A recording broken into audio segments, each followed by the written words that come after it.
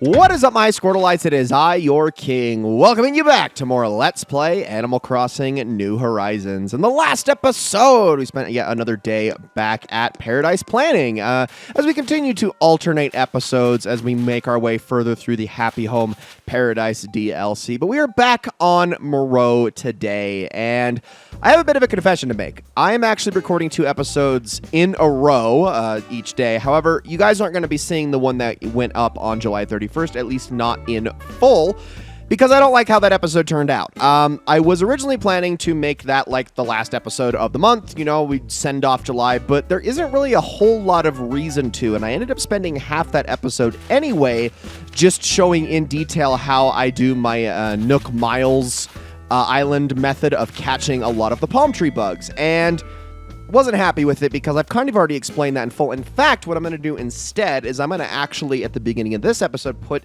in the corner a demonstration, sort of a sped up demonstration as to how I do that. The island that I actually got in that episode isn't the most ideal for that catching method, but it still works. Really, the only island you need to absolutely avoid is called the Mountain Island, I believe, because it has multiple tiers. Any island that has too many things where you have to go up and down to get to certain sections of the island is really where it's the most aggravating, because as long as you have like a lot of flat space, and not just because you want the bugs to spawn on the beach, because that's, you know, they only spawn on the coconut trees, but also because you want to be able to access bugs that you're not after to scare those away, to make sure that you have enough spawns to get to the desirable bugs.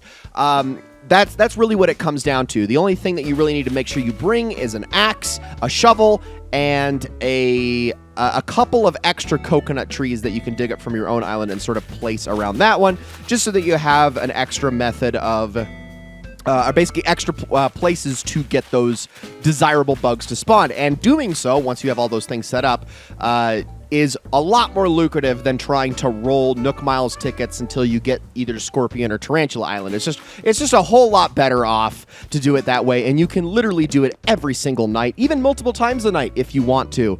It's just so much better, and a lot of those bugs are actually a lot more valuable than Scorpions and Tarantulas as well, especially if you have the patience to wait for things that are better, like a rainbow stag, for instance. But I'm actually going to head on inside the house to start today, and there's not really anything in here in particular I want to show you guys. I'm just going to stock up because I didn't show Isabelle's announcement at the beginning because there isn't really a reason to. They're getting kind of redundant at this point, but she did mention that Flick is here, and I have a lot of bugs. Like, look at this frickin' storage. I have so many of these guys ready and waiting for Flick to get here because, yes, this is going to be the episode where we are going to be paying off a lot of things. We're going to be putting a lot of things in motion, and I am going to demonstrate what I'm going to be doing with the island here in the future. We're going to be moving some things around. I think I have an incline in the works right now that I need to pay off. Yeah, this is going to be a lot. In fact, I think this is about to be the biggest chunk that I've ever gotten from Flick. And I'm actually going to go right back to that insect farming method because August is actually the last month to do it. So I want to do it as much as I possibly can while it's still around. Okay, that's full pockets. While it's still around so that I can get as much money out of it as possible. And I probably should have put that fossil away because I don't think I'm going to be assessing those today. But it is August 1st, which means that it's a brand new month. And you guys are probably wondering, well, hold on, what happened with July? With the end of June, we obviously went over all of the insects, fish, and deep sea creatures that were no longer going to be available at the end of the month, and we made a point of going after those things in particular.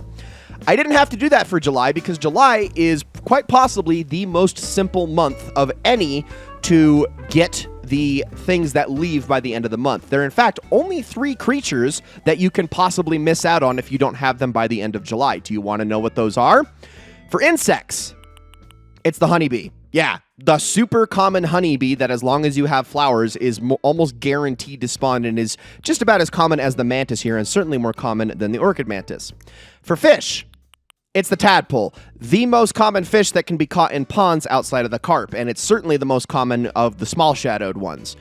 Sea creatures, It's seaweed. Again, one of the most common things that you can find while deep sea diving. Those are the only 3 things that left at the end of July. So if you somehow did not have these things already by the end of the month, I guess you missed out. But if you didn't have these by now, what are you doing? Those are some of the easiest things to get in the entire game. And it's really actually going to be the end of August where things get a bit more dicey.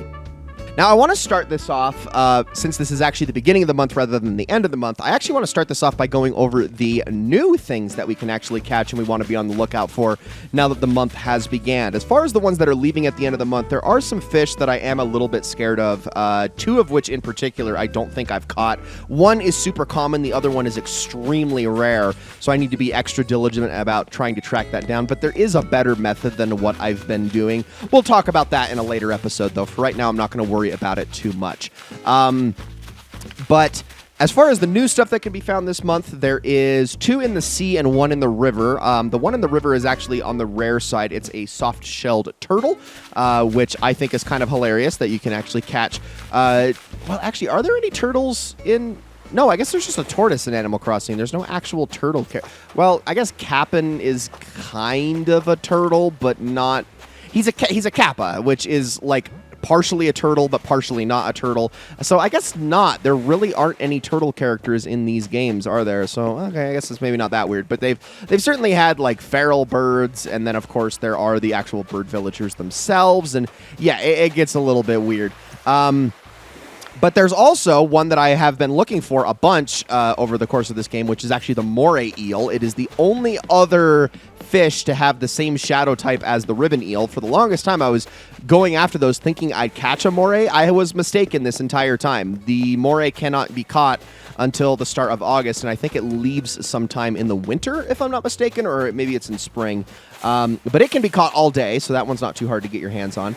And then there's the ray, which is another rare one that can be found under the very large shadows. So the same shadow that I catch sea bass in and olive flounders, you can occasionally catch the ray, which is a bit more rare, so I am going to have to go after these more often. And actually, that is a fin shadow right there, so I'm going to go after this really quickly. Hold on.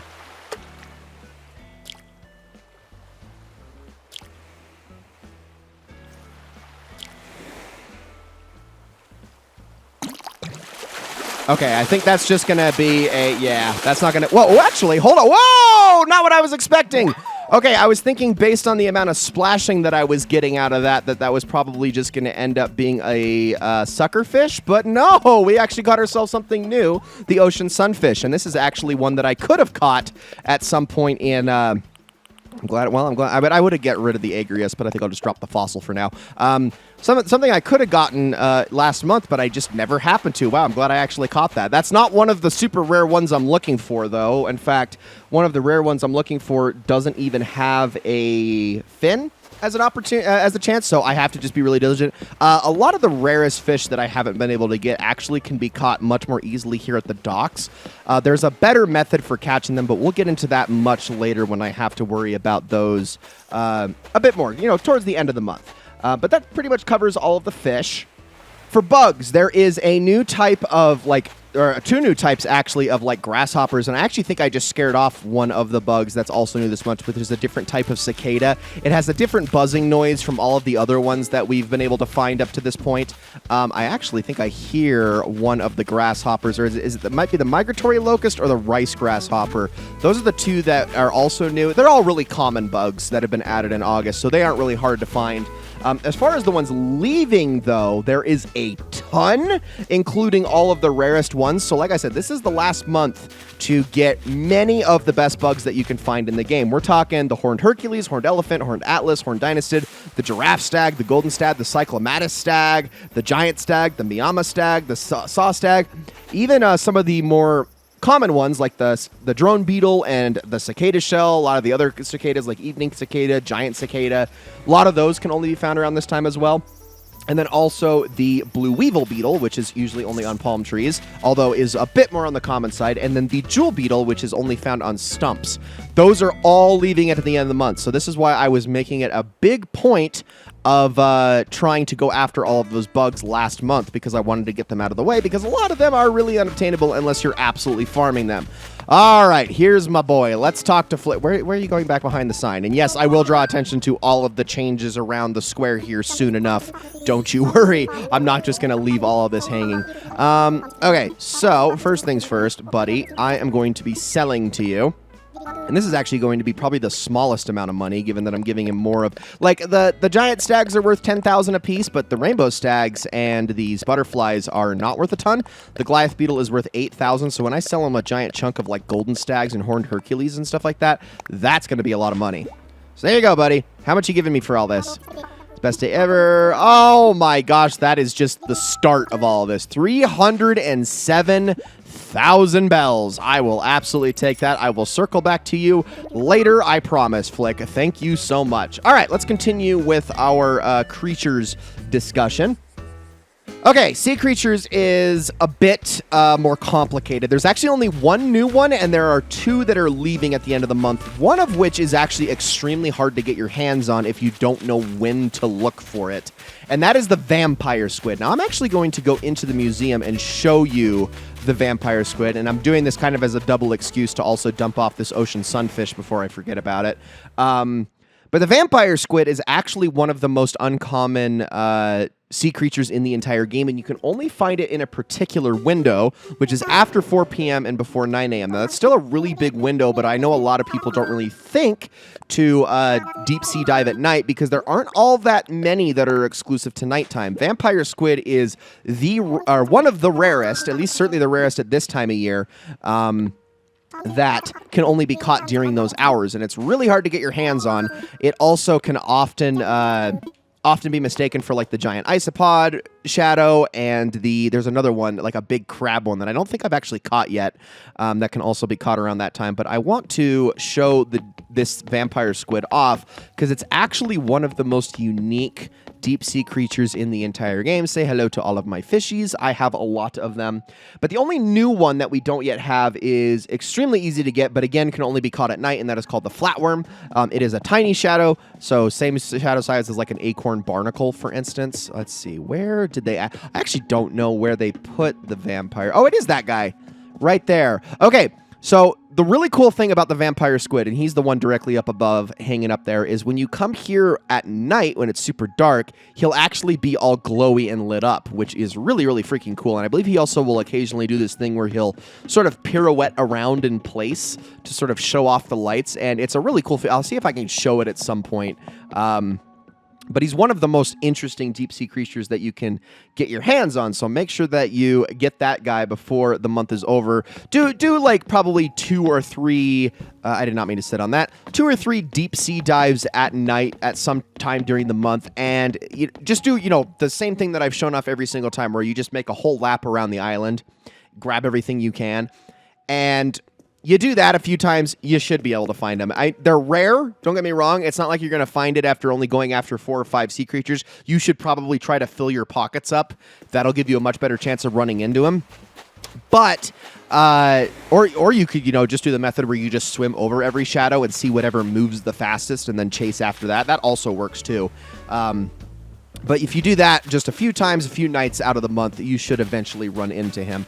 It really all depends on how you play the game, because I know a lot of people only play in the evenings and at night, so it can be a little easier for them because, they only play after school and work and whatnot. So, and I also need to show off this character. And you know what? I will make a point of this because... we have a new villager here, actually, and this is probably the only thing that I'm regretting about cutting out the last episode, is that I didn't get to show that Rory moved out. Now, generally, when a villager asks me to move out, I say no. When they ask me 2 days in a row to move out, however, I'm probably going to say, okay, fine, you can go. Because generally, villagers don't do that. That's an incredibly uncommon thing, and Rory was pretty insistent. He was like, no, I want to get the heck out of here. So I'm like, all right, dude. You're free to go. Now, this was over a week ago, I should say. So his plot just kind of sat empty. Well, when I went to that island in the last episode, that Nook Miles Island, that I showed the little time-lapse demonstration with, I found this character right here, who is named Tangy. Hey, look, I found this epic relax spot during my walk, so I'm taking a break.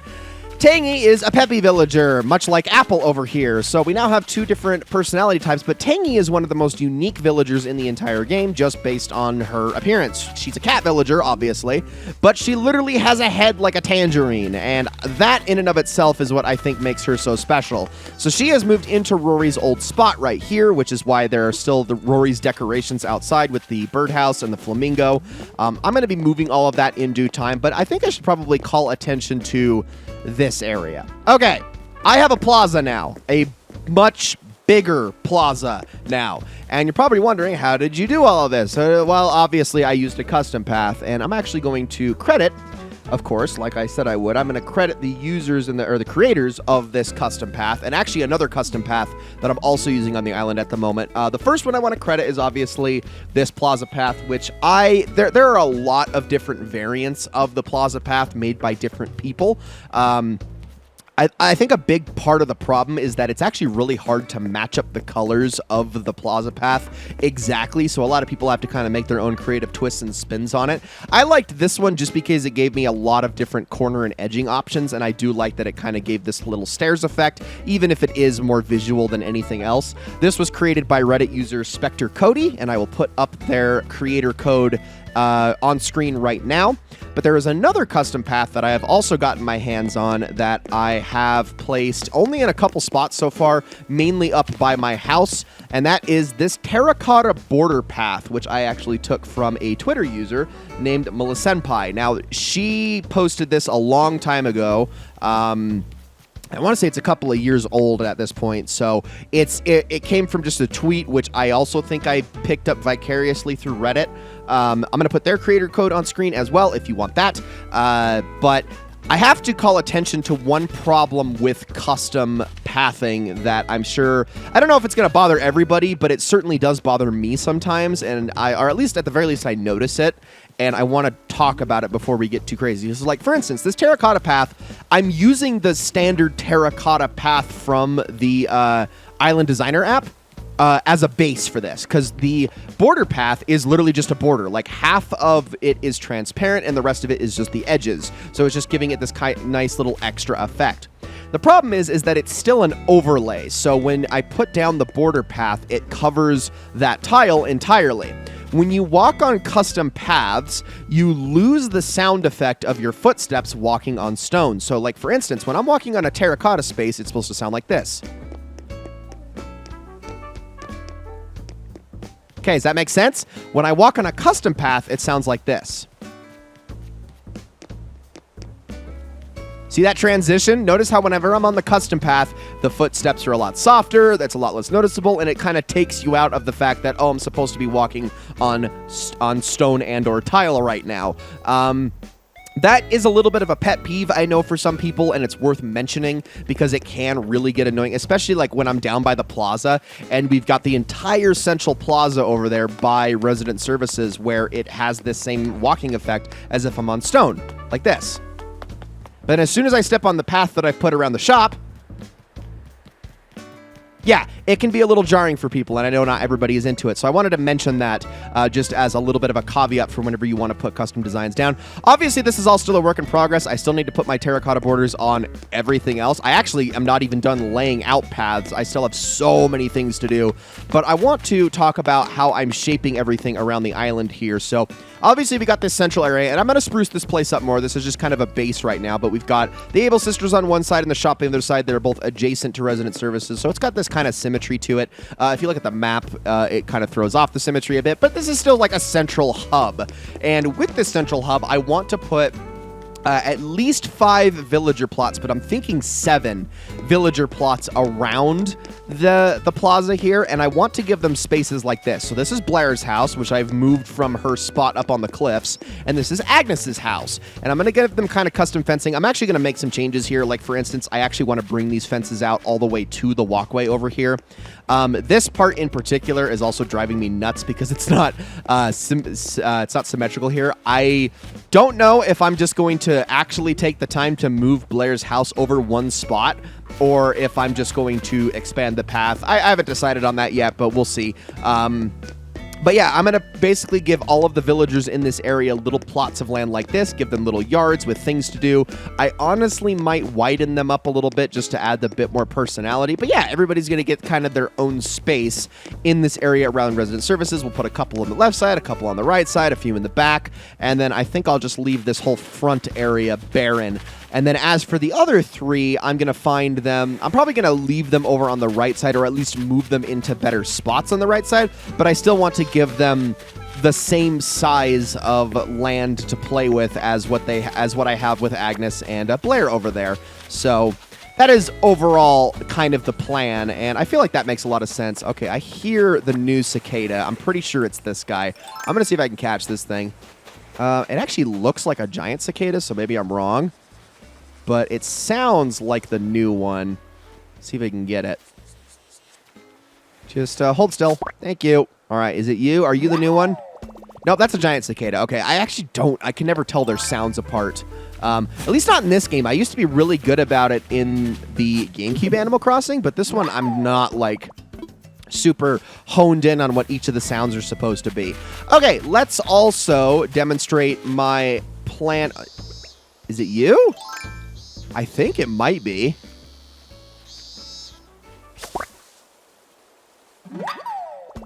Nope, that's the robust cicada. Well, which one is the frickin' walker cicada? The one that's new this month? I actually don't know. I'll find him at some point. For right now, let's just dig that up really quickly. There we go. And I want to... Okay, I hear the third one. Let's try this guy next, maybe. No, that's a brown cicada. I know for a fact that is. I know that is. Well, I'm not even going to bother with that one. All right, I'll get back to cicada hunting later. Museum. Let's talk museum. Okay, so I have this entire space up here. This is where Blair's house was. That's pretty much the most untapped, untamed, and unmessed with area of my island. I need to dig up all of these flowers, every single one of them, probably just get rid of them. I don't know if I really need to keep absolutely any of them. And what I'm going to be doing is I'm going to be putting in sort of a double staircase thing here. So I've got one in the works already, and it's not going to be a log staircase like all the others. It's going to be a stone staircase. I'm going to put them on both sides of the river here. The only problem is that this is a little bit offset. So while the incline space is fine, what I also want to have is I want to have a bridge kind of crossing between the two, and I think I need to shift the river over a little bit more just to give it a sense of symmetry to it. And I want to make this upper area just kind of a big, beautiful space to have the museum in. So it kind of occupies this whole area, but we can also sort of decorate the area around it, probably put some works of art and some fossils beside it, like additional ones, just to kind of give it this whole vibe of, okay, this is the museum, and make it this sort of big, grandiose space where, you know, nature's thriving. We've still got trees and it's still beautiful, but I want it to have more of like a park and plaza feel. In fact, I think a lot of the plaza furniture that you can get through Nook Miles, what am I saying here? I want to say a third part to that word. No, just through Nook Miles. My gosh, I can't even put my words together. I think I'm going to put a lot of those up here and sort of make this just a big communal space. So all this money that I just got from Flick, I'm just going to dump right into this thing so I can finish it off. Might as well. I'm going to get plenty of money by the end of the day. So there we go. Just donate all of that. Awesome. All right. That is complete. And then, yeah, I think I'll just keep the stone staircase where it is, and I think I'll just move this whole waterfall situation maybe over like 1 or 2 squares if possible, just so that it all kind of, it's all a little bit neater, a little bit nicer. But that is the plan for the museum. I'm eventually going to get all that there. Oh, that's the giant cicada. For some reason, I thought that was different. I'm gonna keep jump scaring myself throughout the remainder of this episode trying to figure that out. Oh, Tangy, you're so vocal. I absolutely love it. She's a cutie. She really, really is.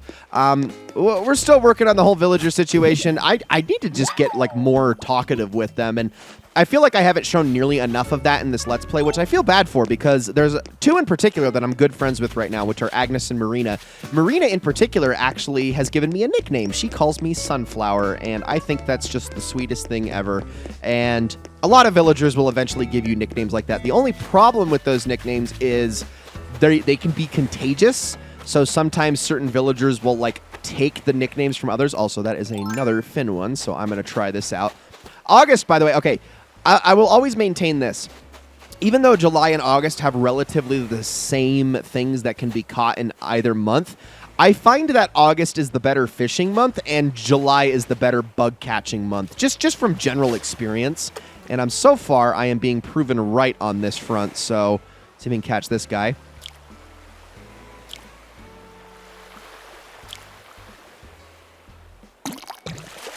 And this could just be a sucker fish, but even still, nope, it's another one. Oh my gosh, it's a whale shark. See, we've already caught 2 extremely rare ones in just this episode, and that is going to go in my storage to eventually sell to CJ at some point.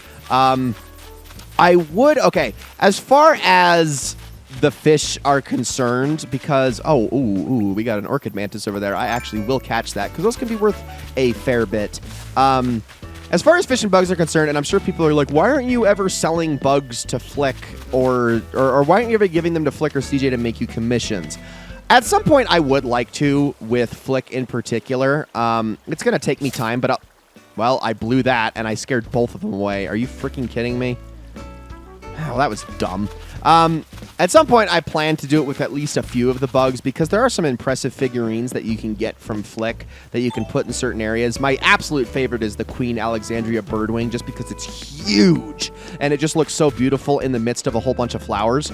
That said, I'm probably not going to do the fish ones because, well, let's talk about the lore of Animal Crossing for a moment as I go and I fetch some more insects to sell to Flick.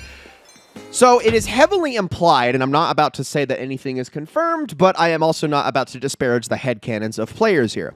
It is heavily implied that Flick and CJ are partners. And yes, you heard that right. I'm talking partners. You know what I mean? It's not just that they work together, it's that they live together. And, you know, you can obviously take that in more ways. I'm pretty sure it's all but like broad headcanon at this point that they're lovers. They're into each other. However, it is also very obvious that Flick has a passion for bugs, and CJ just kind of likes being an influencer. Like, he likes fish, don't get me wrong, but he definitely isn't obsessed with his craft in the way that Flick is. And he's also not an artist. Flick is the artist. Flick is the traveling hipster artist who is out there trying to make a living and always is struggling with money, but somehow is able to afford buying 2 million bells worth of bugs from you at any one time. So because they are very likely living together, and in fact, it is confirmed at certain points if you get them in conversations at Brewster's. The lover angle is never confirmed, but them living together and being roommates is confirmed. And oh my God, they were roommates. So what it's implied is that whenever you want to get a figurine from Flick, obviously he makes it himself. But if you ever want to get a figurine from CJ, well, it's still Flick making those because he's the artist. However, Flick does not have the passion for fish that he does for bugs. So if you ever get a fish figurine, they suck. They're really lame, they're really boring, and they are basically posed in the most generic way possible.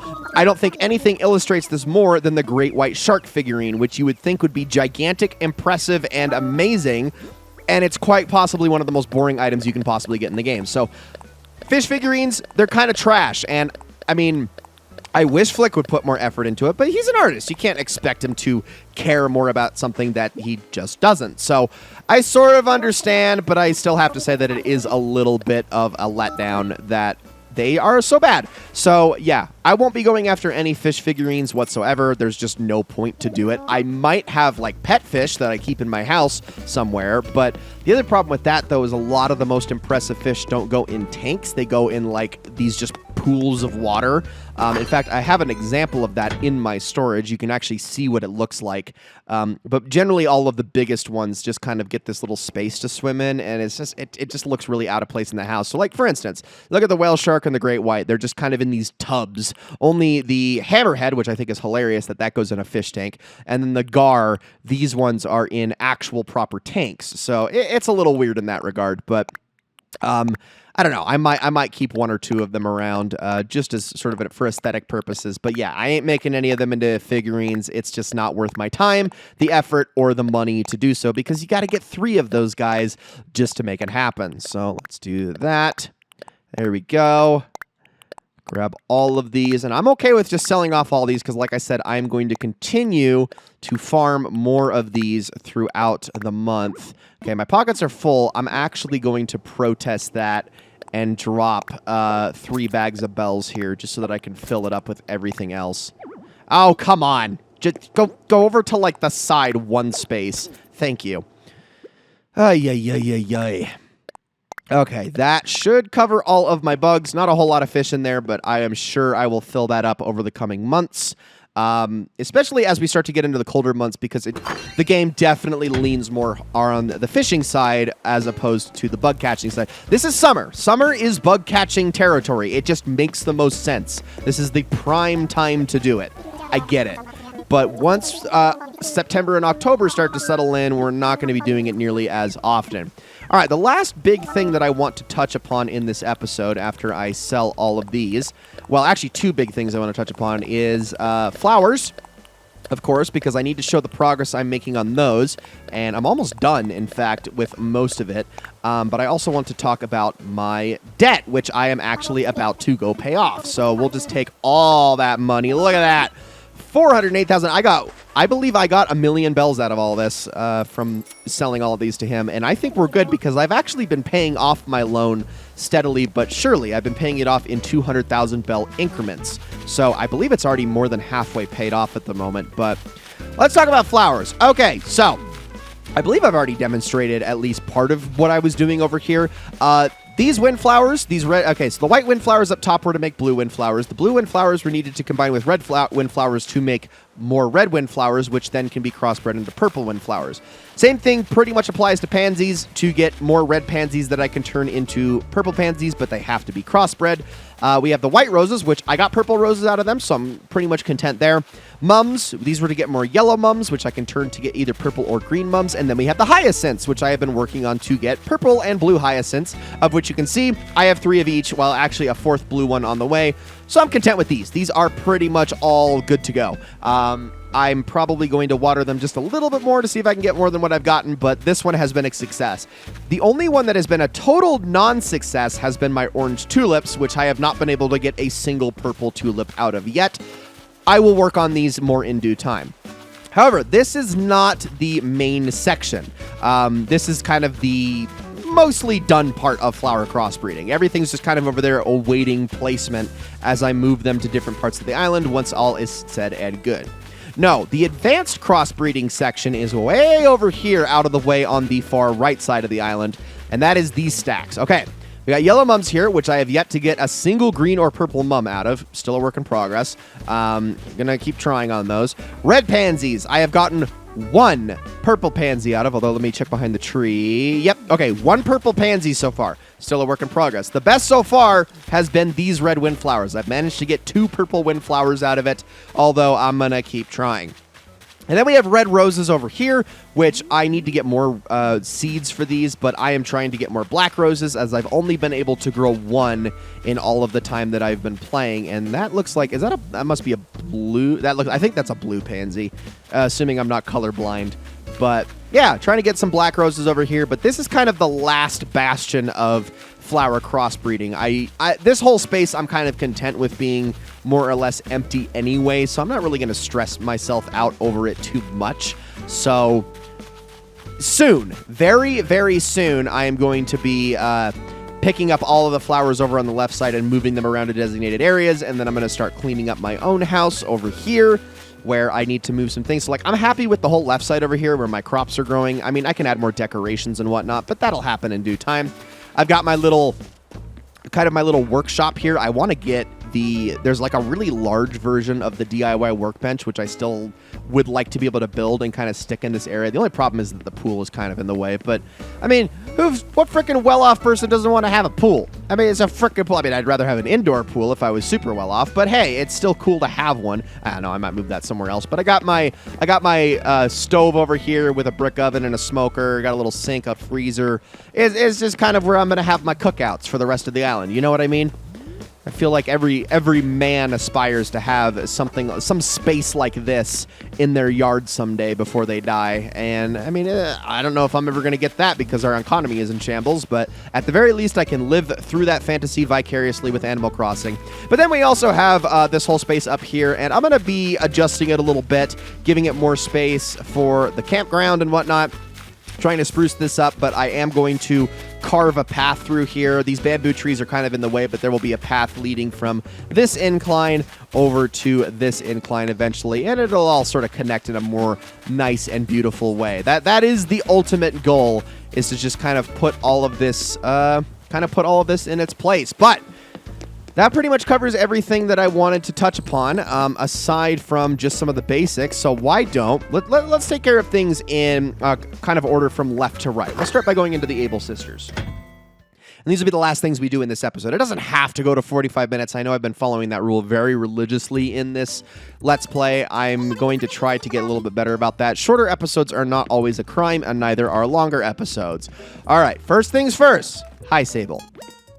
Ah, Levi, welcome back. It's nice of you to keep supporting Able Sisters so we can be the best shop we can be.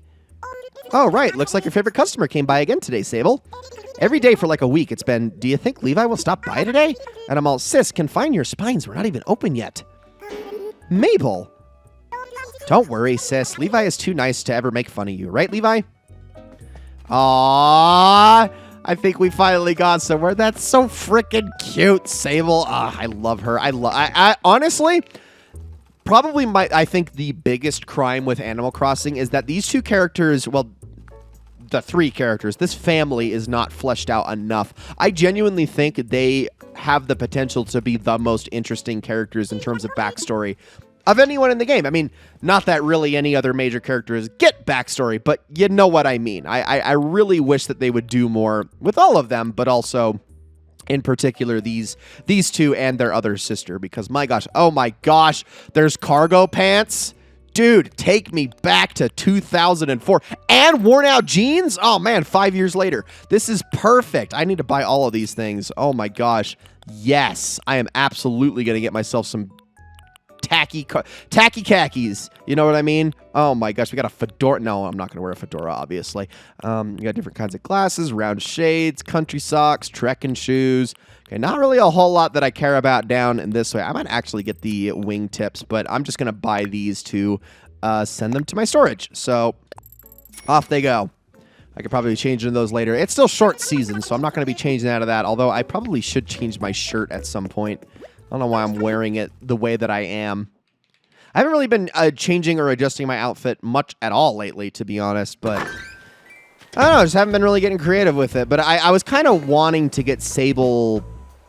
I don't know. I wanted to get more like comfortable with Sable than for her to get more comfortable with me before I shop to Able Sisters too much. So I've actually been avoiding it a lot in my off-screen time, which I feel a little bit bad about, but I've been doing it for very good reason. Okay, let's head on in here and let's do this thing. A couple things, actually. So first things first, let's hit up our Nook stop. And I am going to go over, so actually I've got quite a few Nook miles at the moment, and I still need to work on today's dailies. So let's see here really quickly. We got a block fence and a corral. Actually, do I have the corral fence one? I don't. Okay, I am going to redeem that one. I'm almost positive. I know I have the block fence because that's actually where my kitchen, my outdoor kitchen area is surrounded by, so I'm not going to even bother with that one. But let's say no to that. Now it's going to kick me all the way back out. Let's go back into Nook shopping. See if we can't find anything in here. Something expensive? No. We have a garden gnome and a world map, and then some mesh cap, and a bunch of whole stuff that I don't really care about all that much. Ooh, we do have some seasonal things, though. New seasonal things. The Orohime outfit and the Hikoboshi outfit. I will buy both of those, actually. Coward and Weaver Girl Day. Interesting. I wonder what that's all about. Okay, well, I actually just did some research. So this is actually based on, and please forgive my pronunciation because I am really bad at Chinese pronunciation, but I will do my best. It is based off of what I believe is called the Qixi Festival. I think that's correct.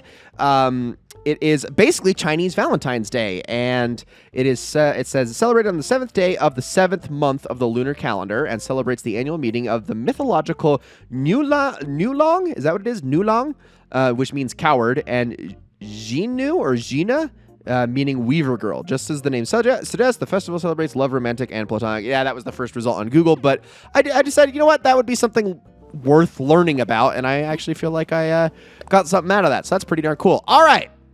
It is time. I have 360,000 bells left. Actually, less than I thought. I thought I was still in the 500s for some reason. Let's go to loan payment. Pay from pockets. Full amount. And there we go. And I still have another 300,000 to spare sitting in my house. Beautiful. All right, let's go and talk to Tom Nook about this situation. Because we have just unlocked the final room in our house. Well, hello there, Levi. Please allow me to offer my most enthusiastic congratulations. From one entrepreneur to another, you certainly seem to have a knack for managing your bells. Indeed, think of how far you've come to own a 2-story home. Now, surely you have no need of additional space, and yet, where would we be if we never shot for the moon? Certainly not living on this island paradise. So with no agenda of procuring your additional business, I tell you that I can build you a basement. Do with that information what you will, and once again, congratulations. Well, I would kind of like one, so how about we say yes, please? I want to expand. Interested in having your very own basement? Now, you've weathered some serious sticker shock before, so I'm sure you can handle it, but this will be spendy. Yeah, 2.5 million bells this time. And we'll look at this is why I need to continue farming insects throughout August. We're looking at a grand total of 2.5 million bells. Are you still interested? Yes, let's do it. Excellent. I'll get the construction started right away. Everything should be ready for you by tomorrow morning. So exciting, exciting indeed.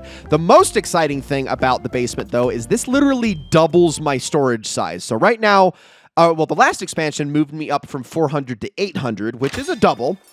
But now it's going to go from 800 to 1,600, which gives me basically carte blanche to buy and have as many things as I absolutely want to. And I'm pretty stoked about that. So yeah, we're making big, big changes here, and the strides are so immense at this point that we are starting to settle into a real groove here, and I am just going to be continuously working on things from here on out, trying to get more done. But with all this extra spending money, I got to put it somewhere. Now, like I said, I am still going to be making bridges and inclines, but I really only need maybe a total of 400,000 to do that, and I should be able to get more money by the end of the day. I mean, I know I'm going to get 100,000. I actually have a whole set of crops waiting for me back at the house, so I will probably do something about that. And I know I skipped Nook's Cranny. Don't get mad at me for doing that, but that's not really like at the top of my essentials list at the moment because there's one more thing I want to do before this episode is all over. But yeah, I know I'm going to have enough money, so I'm going to go and spend it on something else here. And also, we need to check back on our last co-op that we actually bought into. So let's head on over to Harv's Island, and this is, I think, where we're going to be ending this episode.